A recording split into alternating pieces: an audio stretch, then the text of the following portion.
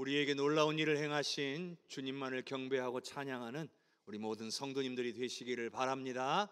우리 옆에 계신 분들과 인사 나눕시다. 사랑합니다. 축복합니다. 사랑합니다. 축복합니다. 사랑합니다. 축복합니다. 우리 주님의 크신 은혜와 사랑이 우리 모든 성도님들의 가정과 삶에 넘치시기를 주님의 이름으로 축복합니다. 오늘은 12월이 되는 첫날입니다. 2024년 한 해도 이제 한 달 남았습니다. 세월이 이렇게 항상 빨리 지나가는 것 같습니다. 시간을 허투루 보내지 않는 오늘 우리 모두가 되었으면 좋겠습니다. 12월이 되었다는 것은 이제 성탄절이 가까워졌다는 뜻이기도 합니다. 어릴 때를 생각해 보면 12월만 돼도 참 성탄절이 기다려지고 설레기 시작했던 것 같아요. 요즘은 찾아볼 수 없지만 길거리에도 시내만 나가면 길거리에서 찬양이 울려 퍼지고 캐롤이 들리고 사람들마다 성탄절에는 어떻게 보낼까 막 이런 생각들로 마음들이 들뜨고 그랬던 것 같아요. 근데 요즘은 그런 분위기를 쉽게 찾아볼 수가 없죠.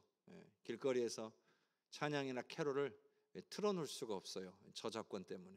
그러다 보니까 분위기도 또 그때 같지 않고, 제가 어릴 때 가졌던 성탄절에 대한 느낌보다 요즘 아이들이 성탄절에 대해서 생각하고 느끼는 게 너무나 큰 차이가 있지 않나 하는 생각을 해보게 됩니다. 예전만큼 여러분들도 성탄의 분위기를 못 느끼시겠잖아요. 또 한편으로는 나이가 좀 들어서 그런 것도 있습니다.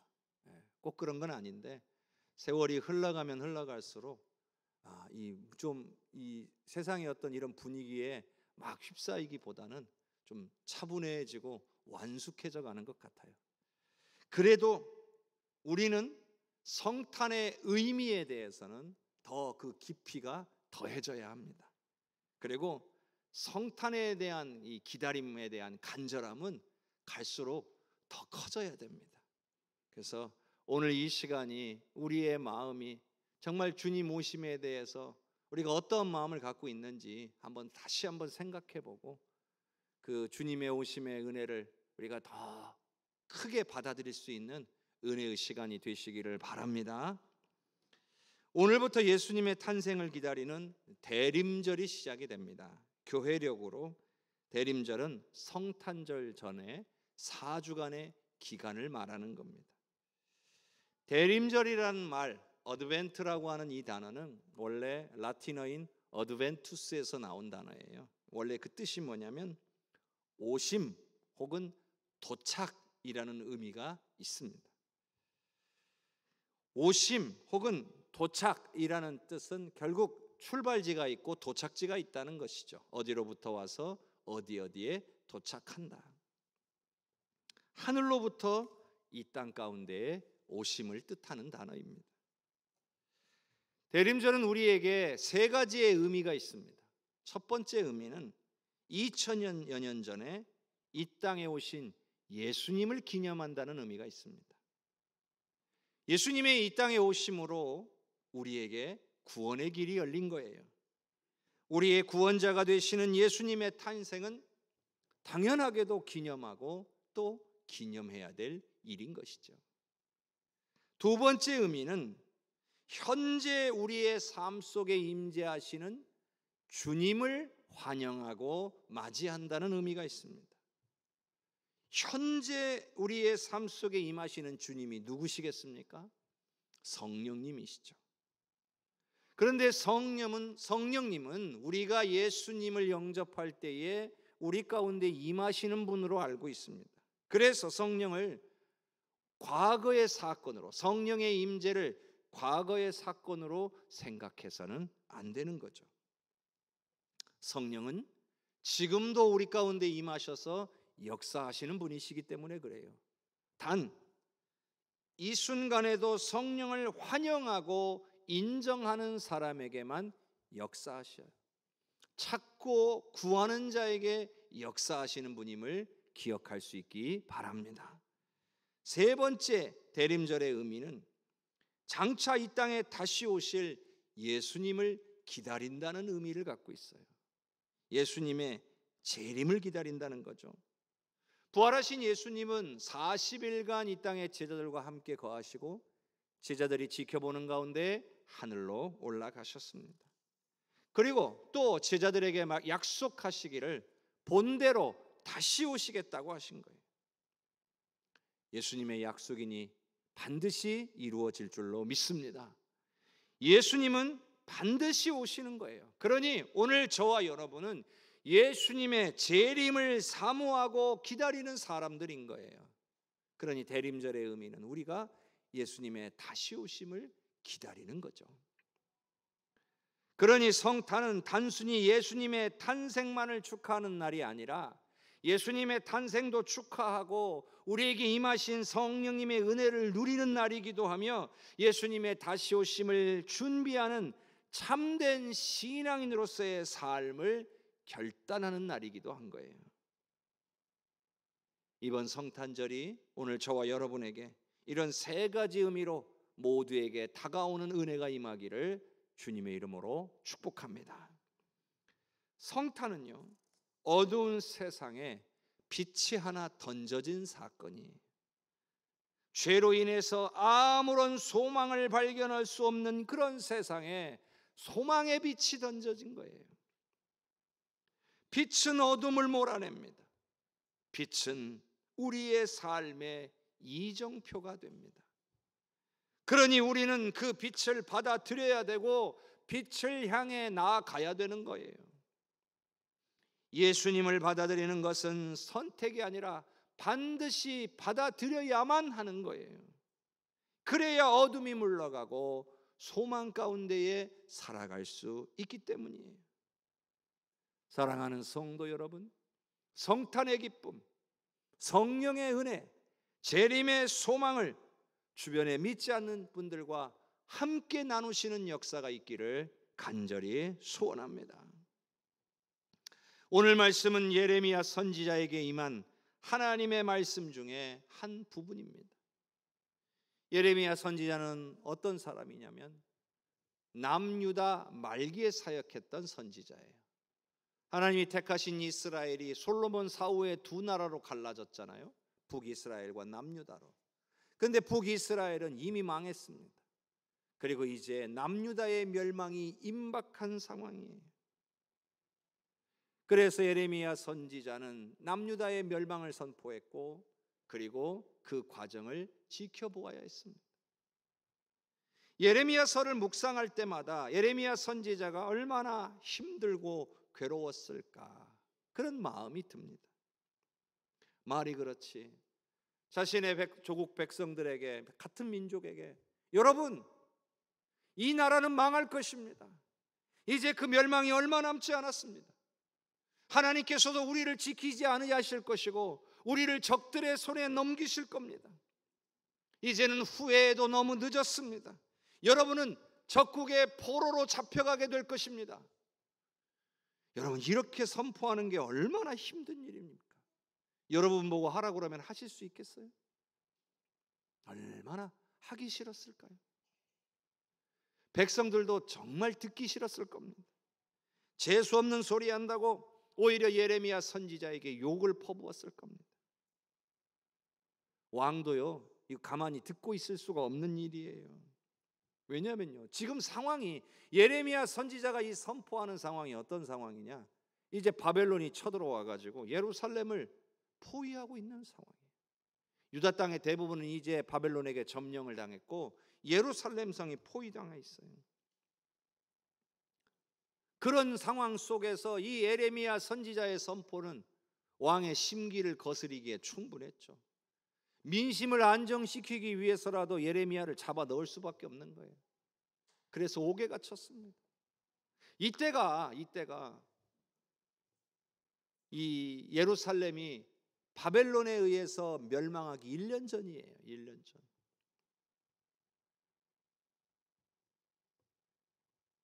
옥중에 있을 때 예레미야에게 하나님의 말씀이 임한 거예요. 오늘 말씀은 그 하나님께서 주신 그 말씀 가운데 한 부분이에요. 그런데 이 말씀은 참으로 은혜로운 말씀이었어요. 왜냐하면 이제는 더 이상 심판에 대한 말씀이 아니라 회복에 대한 말씀을 주시고 계셨기 때문이에요. 남유다가 망하는 것은 돌이킬 수 없이 이제 정해진 것이지만 그것이 끝이 아니라고 하시는 말씀이에요. 때가 이르게 되면 하나님께서 그들을 포로 생활에서 다시 돌아오게 하실 거라고 말씀하신 거죠. 그런 회복의 말씀들을 주시면서 오늘 놀라운 말씀을 주시고 계세요. 오늘 우리가 읽었던 이 본문의 말씀은 회복에 대한 말씀 중에서 참으로 우리에게 은혜가 되고 소망이 되는 그런 말씀이 담겨져 있어요. 자, 예레미야 33장 14절과 15절을 함께 읽어보겠습니다. 여호와의 말씀이니라. 보라, 내가 이스라엘 집과 유다 집에 대하여 일러준 선한 말을 성취할 날이 이르리라. 그날 그때에 내가 다윗에게서 한 공의로운 가지가 나게 하리니 그가 이 땅에 정의와 공의를 실행할 것이라. 하나님께서 한 공의로운 가지가 나게 하시겠다는 거예요. 이게 아주 중요한 겁니다. 근데 이 이야기는 그냥 뜬금없이 갑자기가 아니라 이미 북이스라엘과 남유다에게도 이미 일러준 거예요. 미리 벌써 선포가 되었던 거예요. 그런데 그 하나님께서 일러준 그 선한 말이 이제 이루어질 날이 오게 될 것이다. 그리고 그날에 한 공의로운 가지가 다윗에게서 나게 될 것이다. 하나님의 즉흥적인 결정이 아니에요. 이건 창세 때부터 결정된 겁니다. 단지 이스라엘이라는 나라의 해방과 독립을 뜻하는 것이 아니라 이제 죄의 문제를 해결받은 백성들이 하나님의 뜻에 따라 순종하며 살아가는 진정한 하나님 나라를 이루시겠다는 말씀이기도 합니다. 여기 보면 그날 그때에라는 말씀이 나옵니다. 성경에서 그날 그때에는요, 우리가 종종 볼 수가 있는데 이 그날 그때는 하나님께서 역사하시는 날과 때를 가리키는 거예요. 그 말은 모든 주권과 결정권이 하나님께 있다는 것을 뜻하는 거예요. 어떤 인간도 이것에 관여할 수 없다는 뜻이죠. 오로지 모든 것이 하나님의 뜻에 따른 결정일 뿐이라는 거예요. 우리가 원하는 날이나 때에 이루어지는 것이 아니라는 거죠. 하나님이 정하신 날, 하나님이 정하신 때에 한 의로운 가지를 약속대로 보내주시겠다는 거예요. 그래서 하나님이 원하시는 나라를 만드시겠다는 거예요. 단지 유다의 회복만을 이야기한 게 아니라, 단지 포로의 귀환만을 말하는 게 아니라 이 땅의 모든 생명들에게 구원을 주실 메시아가 오시게 될 것을 말씀하고 있는 거예요. 여러분, 하나님이 하시는 일을 우리 마음대로 조정할 수 없는 거예요. 간혹 어떤 분들은 내 삶에 내가 필요하고 내가 원하는 것들이 내가 원하는 날과 내가 원하는 때에 하나님께서 이루어 주셔야 된다라고 때를 쓰기도 합니다. 그래 놓고는 하나님께서 내가 원하는 날에 내가 원하는 때에 이루어 주시지 않았다라고 불평하고 원망합니다. 근데 여러분, 이건 정말 큰 착각입니다. 하나님은 크고 위대하신 분이에요. 우리의 창조자가 되셔요. 당연하게도 우리는 하나님의 계획과 하나님의 결정 속에서 살아가고 있는 거예요. 비록 우리가 기도해서 이루어졌다 할지라도 그때가 바로 하나님의 때고 하나님의 날이기 때문에 이루어진 줄로 믿으시기를 바랍니다. 우리가 해야 될 일은 뭐냐면 준비되는 거예요. 하나님께서 역사하실 때에 준비되어 있어야 한다는 거예요. 그래서 그 하나님이 이루실 때에 우리가 쓰임받게 되는 거예요. 그래서 하나님 앞에 영광과 찬양이 올려지게 하시는 겁니다. 하나님께서는요, 예레미야 선지자를 통해 장차 오실 메시아 예수님에 대한 말씀을 선포하고 계신 거예요. 한 공의로운 가지는요, 메시아를 가리키는 별칭입니다. 이 메시아는요, 사람의 법에 의해서 다스리시는 그런 왕이 아닙니다. 하나님의 백성들을 하나님의 정의와 공의로 다스리시는 가장 이상적이고 영원한 왕이십니다. 역사 속에서요, 사람의 법이 다스리는, 인간의 탐욕에 의해서 다스리는 나라들은 계속 망했습니다. 멸망을 당했습니다. 역사가 증명합니다. 북이스라엘도 사람의 법에 따라, 사람의 탐욕에 따라 다스려졌기 때문에 결국 망하고 말았습니다. 남유다도요, 그렇게 망해가고 있었습니다. 멸망이 임박해 있었어요. 그러나 하나님께서 예레미야 선지자를 통해서 보여주시는 나라, 그 나라를 다스리시는 영원한 왕, 바로 메시아에 의해서 다스리시는 나라는 영원할 것입니다. 눈에 보이는 나라는 아니에요. 눈에 보이지 않는 나라예요. 하나님의 통치가 이루어지는 거예요. 오늘 저와 여러분 가운데에 하나님의 다스리심을 받는 거예요. 그 나라는 영원하게 될 줄로 믿습니다. 그러니 오늘 우리는 비록 우리의 육신은 사람의 법이 다스리는 이 땅 가운데 살아간다 할지라도 오늘 예수 믿는 우리는 예수님께서 다스리시는 하나님 나라 백성으로 살아가야 될 줄로 믿습니다. 바로 그것이 예수님을 왕으로 받아들인 사람들의 삶의 방식인 거예요. 자, 예레미야 33장 16절을 같이 읽어봅니다.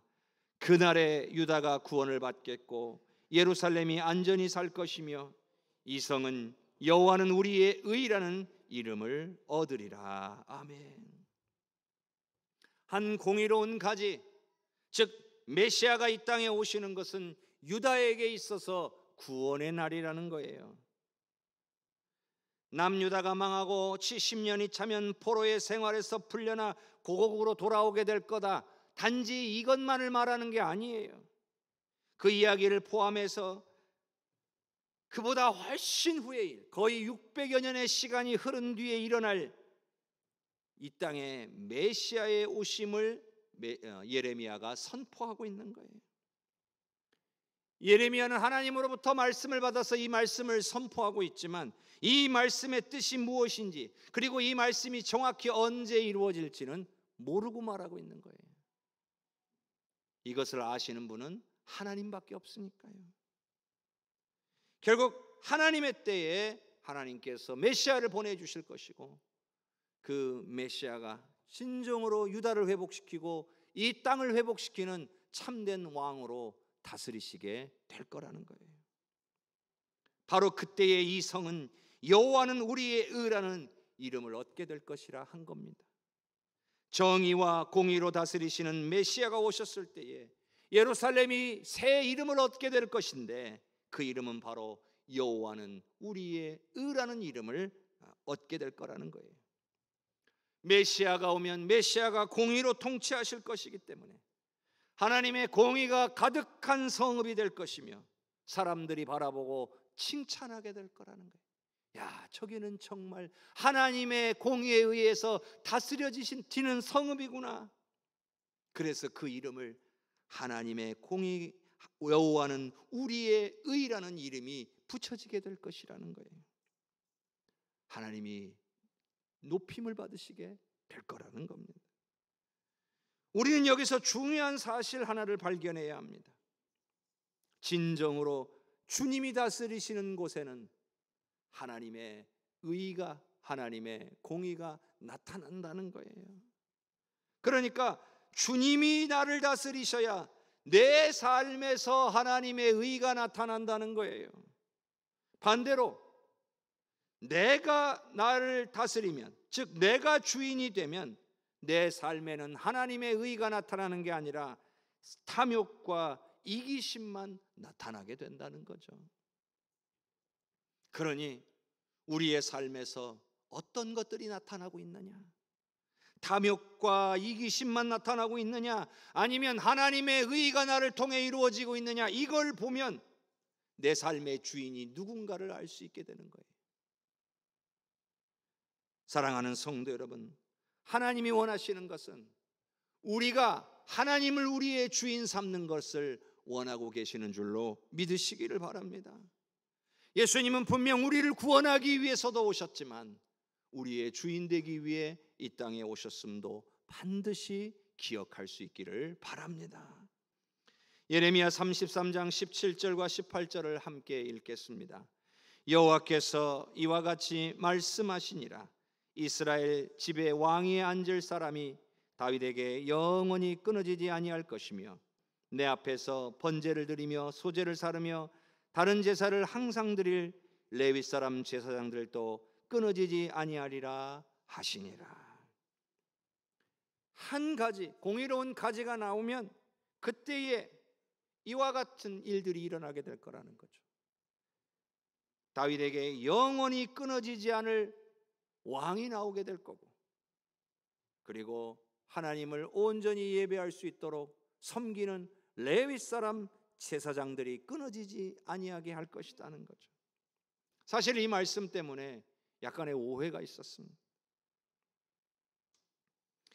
다윗에게 영원히 끊어지지 않을 후손 중에 왕이 나오겠다는 거잖아요.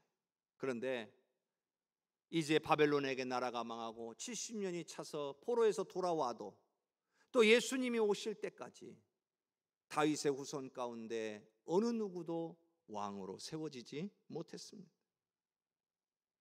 그러나 그들과 예상과는 달리 진짜 왕이 나타났습니다. 성경에 나오는 대로 다윗의 혈통 중에서 나왔습니다. 바로 예수님이십니다. 그들이 바라는 유다의 왕은 되지 않으셨습니다. 그러나 모든 믿는 자의 왕으로, 하나님 나라의 왕으로 오신 것입니다. 여러분, 예수님은 이 땅에 왕으로 오셨습니다. 오늘 저와 여러분의 왕으로 오신 줄로 믿습니다. 그리고 그 예수님은 영원한 우리의 왕이신 줄로 믿습니다. 예수님의 통치는 영원한 거예요. 그러니 오늘 이 말씀이, 우리가 방금 읽은 17절의 말씀이 예수님을 통하여 이루어진 것입니다.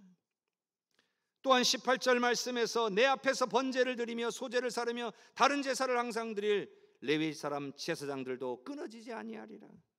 여러분, 이것은 예배의 회복, 예배자의 회복을 말씀하시는 거예요. 레위 사람 제사장이라고 하는 것은 하나님이 정하시고 인정하신 제사장이란 뜻이죠. 그런데 레위 사람 아닌 사람이 제사장이 되면 그건 불법이에요. 하나님께서 정하신 게 아니에요. 그런데 하나님께서 정하신 사람들이 하나님을 예배하게 된다, 이 말은 하나님을 향한 온전한 예배가 회복되어지고 참된 예배자들이 세워지게 될 것이라는 거예요. 한 의로운 공의로운 가지, 예수님을 통해서 참된 예배가 회복되게 될 것이다. 우리 예수님은요, 세상의 인간적인 그러한 혈통에 따른 제사장이 아니라 특별한 제사장이에요.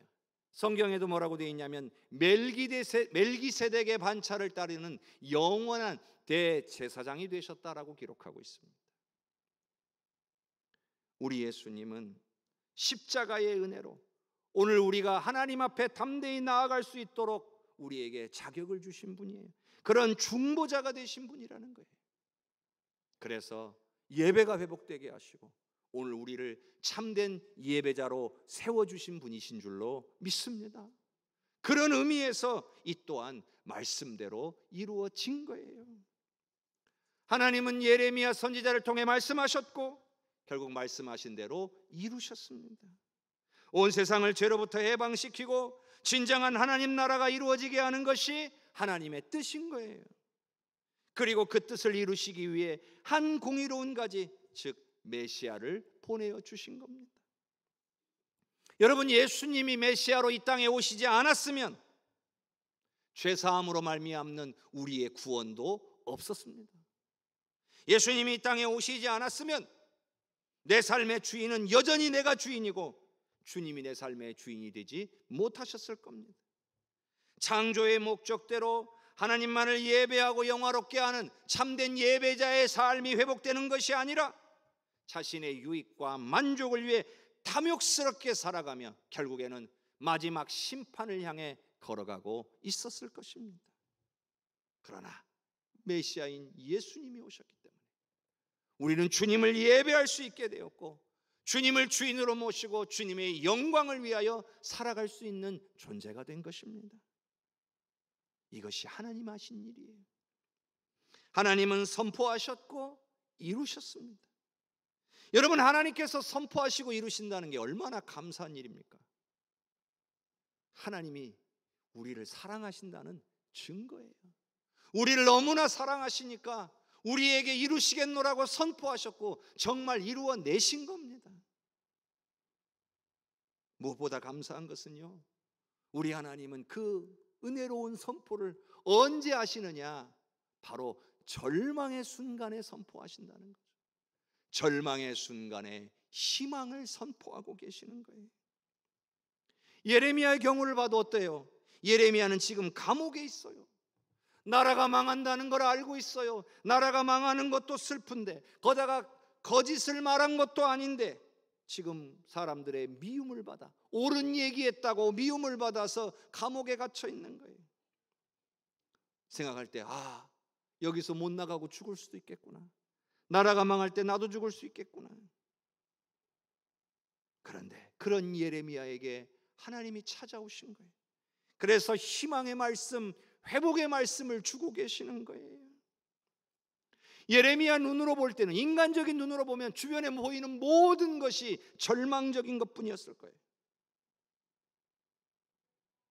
무슨 소망이 있겠어요? 나라도 망하고 나도 여기서 죽을 건데. 그런데 그런 절망 속에서도 희망을 꿈꿀 수 있게 하시는 것이 바로 예레미야에게 찾아오신 하나님이셨습니다. 그리고 그에게 주신 하나님의 말씀이었습니다. 여러분, 지금 우리가 살아가고 있는 이 시대는 또 어떻습니까? 희망적이십니까? 전쟁의 소문들이 무성합니다. 정치, 경제, 교육, 모든 면에서 수많은 문제들이 보입니다. 세대 간의 갈등, 저출산, 고령화의 문제가 산적해 있습니다. 이 모든 것들을 우리의 힘으로 해결할 수 있습니까? 참으로 어려운 일입니다. 그래서 더 낙심이 되고 괴롭습니다. 뿐만 아니라 여러분 개인의 삶에, 내 삶에 닥쳐오는 수많은 어려움들도 있습니다. 우리를 낙심하게 하고 근심하게 만드는 그런 것들입니다. 그런데 여러분, 절망하고 있으며 아무것도 할 수 없다라고 낙심하여 있던 바로 예레미야에게 하나님의 말씀이 임하고 결국 그 말씀대로 이루어졌다는 사실을 우리는 주목해야 합니다. 그 말은 오늘 우리가 어떤 상황 가운데, 어떤 환경 가운데 있을지라도 동일한 하나님의 은혜가 우리에게 부어질 수 있음을 믿으시기를 바랍니다. 우리가 바라보고 소망할 것은 절망의 순간에 희망으로 우리에게 임하신 예수님을 바라보는 것입니다. 어두운 삶 가운데 빛으로 찾아오신 예수님이신 거예요. 예수님의 탄생은요, 그래서 우리에게 소망인 거예요. 우리를 절망에서 희망으로 이끌어 주시는 분, 그러한 은혜인 거예요. 그러니 우리는 이 땅에 소망으로 빛으로 오신 예수님을 믿고 따라야 됩니다. 어떠한 상황에서라도 주님을 바라보아야 됩니다. 항상 주님께 나아가 엎드리며 구해야 됩니다. 바로 그때에 하나님께서 여러분을 만나 주실 것입니다. 여러분에게 찾아오실 것입니다. 약속의 말씀을 주실 겁니다. 오늘 우리에게 임하셔서 우리에게 주신 그 약속의 말씀을 오늘 우리가 꽉 붙들 때에 우리는 소망 가운데 반드시 승리하게 될 줄로 믿습니다. 여러분, 우리가 무엇으로 소망을 얻겠습니까? 이 땅 가운데서 그냥 열심히 살면 되지, 그래서 우리가 승리하고 사셨습니까? 하나님의, 우리에게 임한 하나님의 말씀을 붙들었을 때 그 말씀이 우리를 승리케 하고 우리를 살게 하고 우리를 위로하고 우리를 일어서게 할 줄로 믿습니다. 오늘 대림절 기간에 예수님의 오심의 의미를 묵상하는 저와 여러분이 바로 우리에게 임하시는 예수님이 우리에게 능력이 되고 소망이 됨을 깨닫고 주님만을 의지하고 승리하며 살아가실 수 있기를 주님의 이름으로 축복합니다.